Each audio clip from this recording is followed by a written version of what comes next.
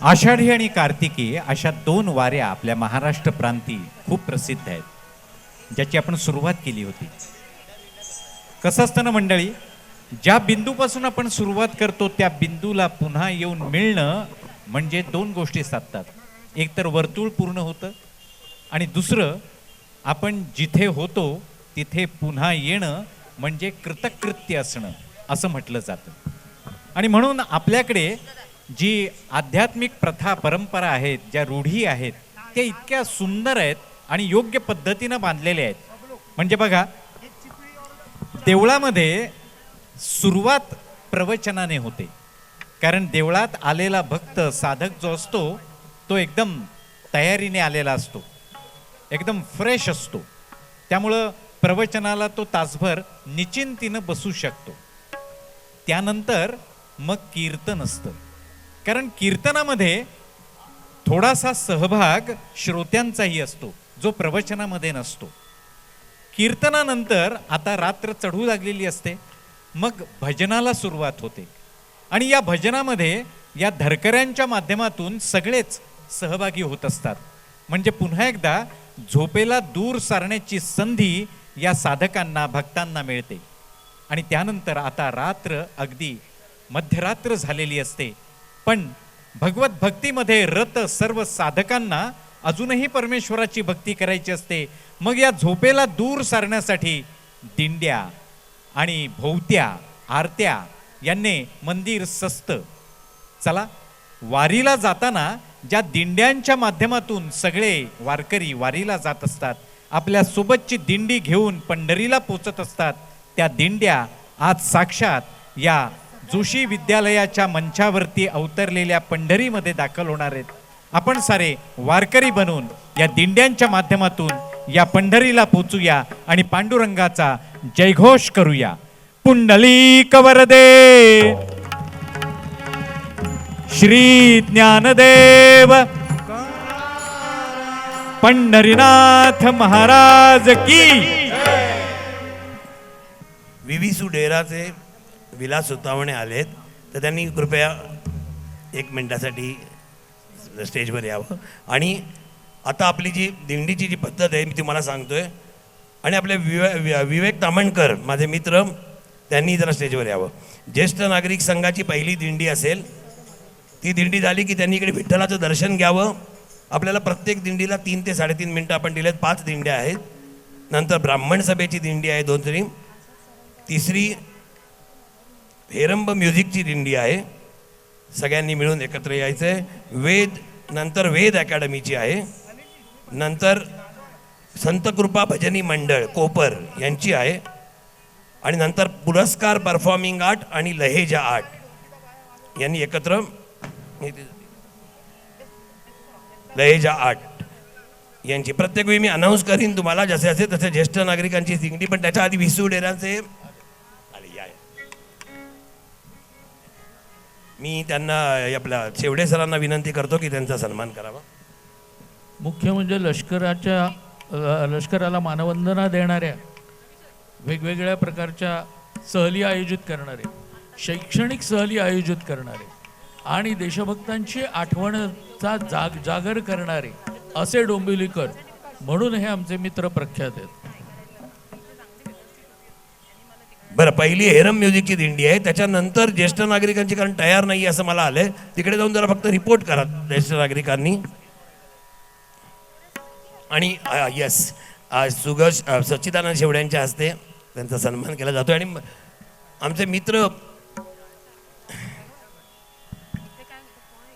मित्र वगैरे जरा लाजणारे आहेत की एवढे सुंदर आर्टिस्ट आहेत, शाहीर आहेत, पण त्यांना बोलवल्यानंतर येत नाहीत.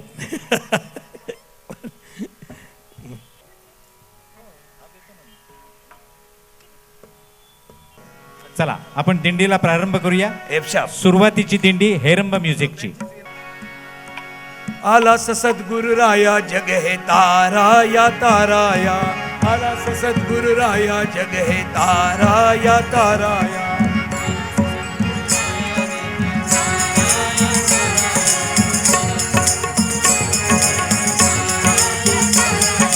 ताराया ताराया ताराया ताराया, ताराया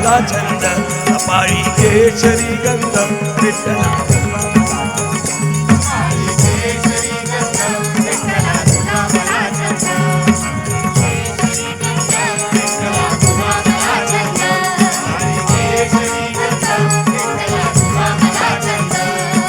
तुझा मला छंद तुझा मला छंद तुझा मला छंद तुझा मला छंद तुझा मला छंद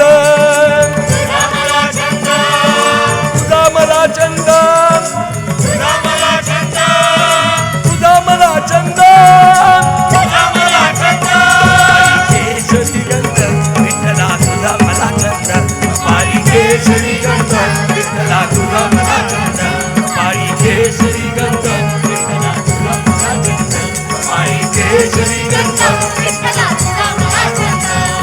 जय हरी विठ्ठल मला सगळ्यांकडनं अपेक्षित आहे जय हरी विठ्ठल जय हरी विठ्ठल जय हरी विठ्ठल जय हरी विठ्ठल जय हरी विठ्ठला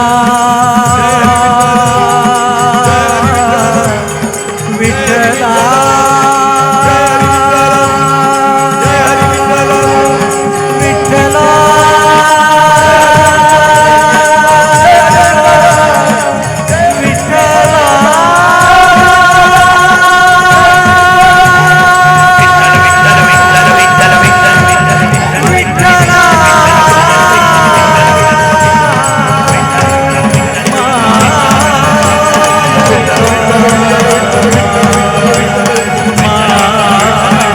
विठ्ठल विठ्ठल विठ्ठल विठ्ठल विठ्ठल विठ्ठल विठ्ठल विठ्ठल विठ्ठल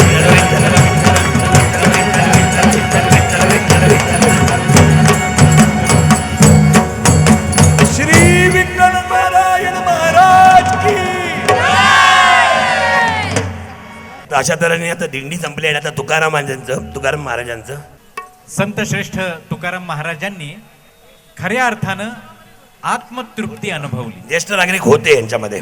येस येस. समाजाचं प्रबोधन करत असतानाच, समाजाच्या उणीवांवर बोट ठेवत असतानाच आणि समाजाला जागृत करण्याचं अत्यंत मौलिक कार्य करणाऱ्या संत श्रेष्ठ तुकाराम महाराजांनी खऱ्या अर्थानं भक्ती, शक्ती आणि ज्ञान यांचं वैराग्य काय असतं हेही दाखवलं.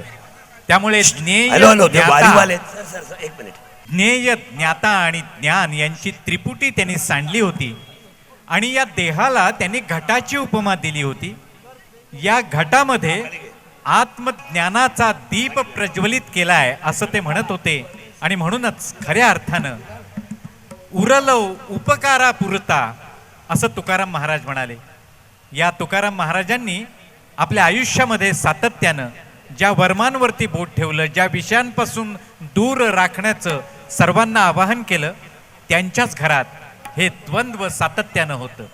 एक परमेश्वराच्या भक्तीत समर्पित भावनेनं रत असणारे स्वतः संत श्रेष्ठ तुकाराम महाराज आणि तेवढीच प्रपंचामध्ये गुंतलेली अडकलेली त्यांची पत्नी आवली, हे द्वंद्व खरं तर विलक्षण आहे. त्यामुळं सदेह वैकुंठ गमनाची संधी प्राप्त झालेली असताना आवली तुलाही मी सोबत घेऊन जातो असं म्हणणारे तुकाराम महाराज आणि या प्रपंचाची काळजी कोण बरं वाहील असं म्हणून खंतावून प्रपंचातच गुरफटून गेलेली आवली, हे द्वंद्व आपल्याला नक्कीच हेलावणार आहे. आपण कसं जगावं आणि कसं वागावं, नवे नवे कसं मरावं हे सांगणार आहे.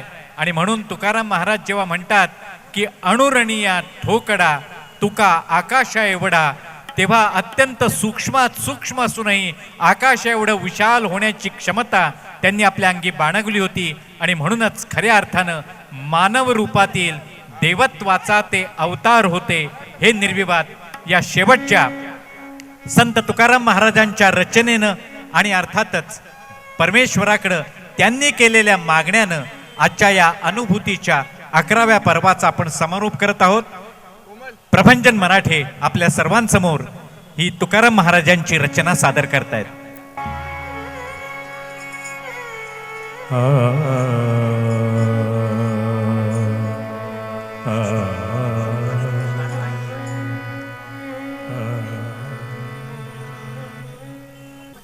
अवले तुला माझ्या सभे नेणं माझं कर्तव्य आहे. असं नको करूस. चल माझ्या सभे. सोबत चल म्हण. मला नाही तिथे रमायचं. तिथे काय आपलं घर आहे वय? तुम्हाला जायचं तर तुम्ही जा, पण लवकर या. मी बी देवाला नैवेद्य केलाय. तुम्ही आल्याशिवाय पोरं जेवायची नाहीत. पांडुरंगा माझ्या अवलीला सुखी ठेव.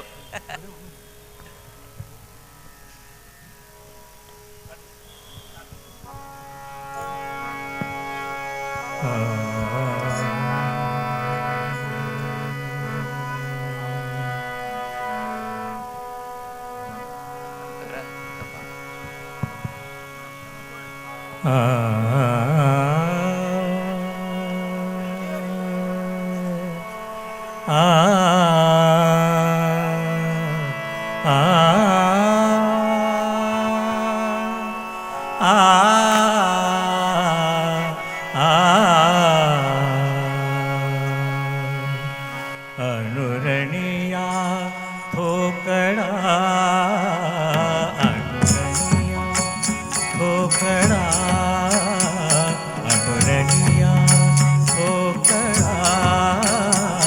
तुका आकाशाय बढा, तुका आकाशाय बढा, तुका आकाशाय बढा, तुका आकाशाय बढा.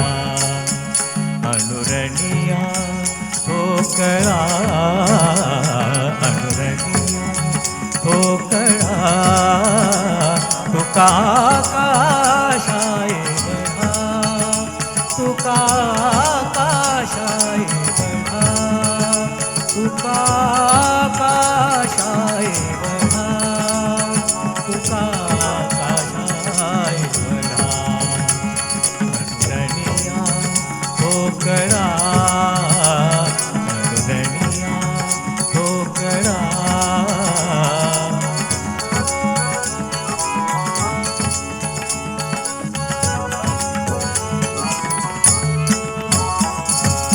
गिळूनी सांडिले कलेवर, गिळूनी सांडिले कलेवर. भ्रमाचा भ्रमाचा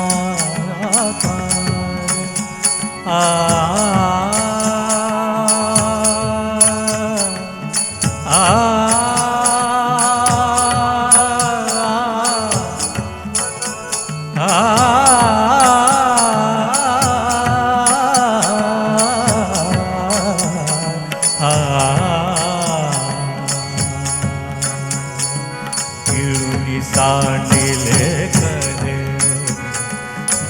भ्रमाचा आकार, भवभ्रमाचा आकार, भवभ्रमाचा आकार, भवभ्रमाचा आकार. ठोकळा, अनुरणिया ठोकळा, अनुरणिया ठोकळा. तुका आकाशाय बढा, तुका आकाशाय बढा, तुका आकाशाय बढा, तुका आकाशाय बढा.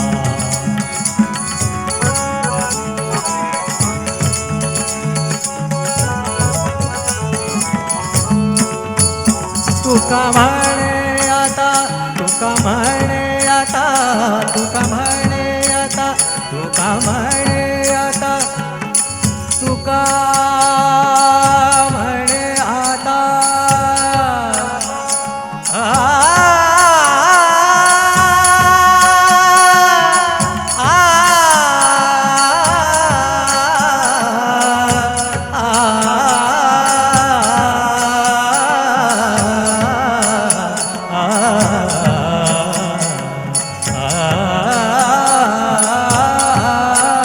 तुका म्हणे आता, तुका म्हणे उपकारा पुरता उरलो उपकारा पुरता उरलो उपकारा पुरता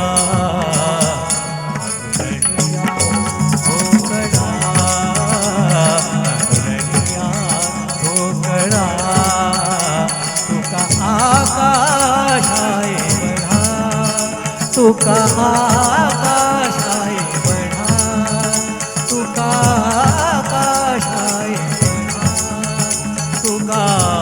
आकाशाय बढा तुका आकाशाय बढा अनुरणिया भोकळा अनुरणिया भोकळा अनुरणिया भोकळा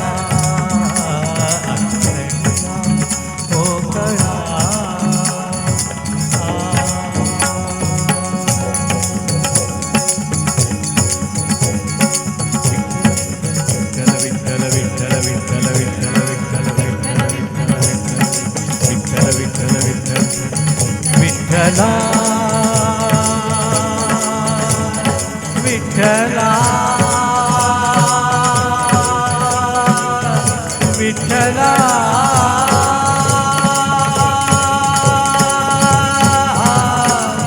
माया बाबा विठ्ठला विठ्ठला विठ्ठला विठ्ठला विठ्ठला विठ्ठला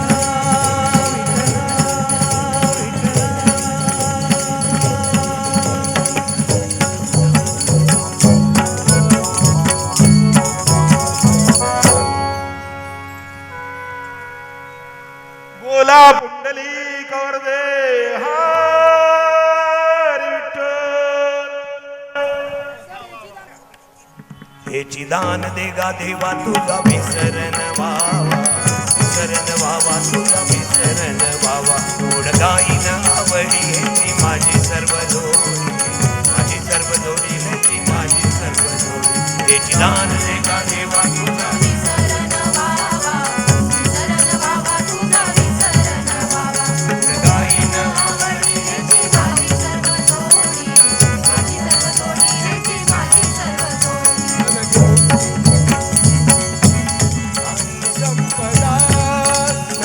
मुक्ती आणि संपदा संत संग देई सदा संत संग देई सदा तुका म्हणे गर्भवासी सुखे घालावे आम्हासी सुखे घालावे आम्हासी दान देगा देवा तुझा विसरण व्हावा तुझा विसरण व्हावा.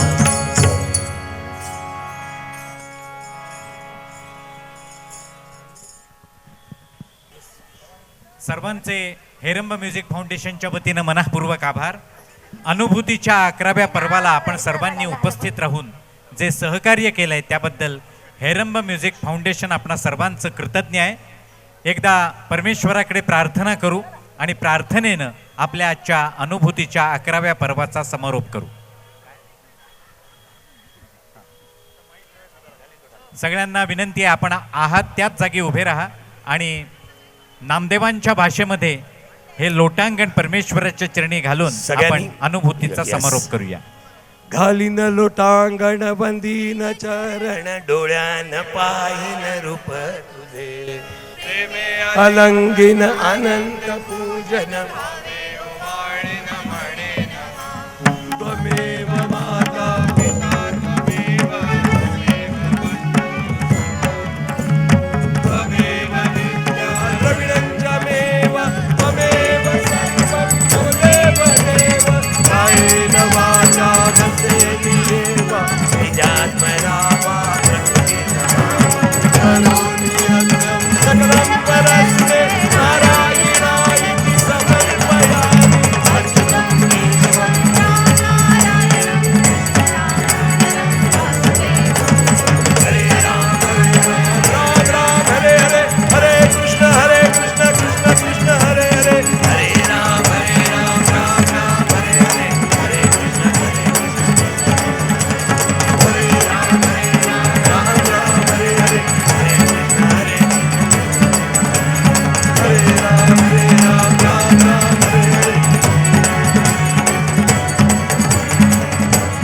बोला पुंडली कवरदा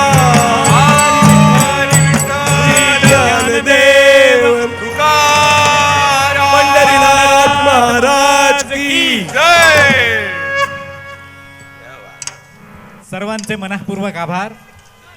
आपणा सर्वांचं हेरंब म्युझिक फाउंडेशनवरती आणि आपल्या सनातनत्वावरती असंच प्रेम अबाधित राहो या आशावादासह आजच्या कार्यक्रमापुरता आपला निरोप. पुन्हा भेटूच.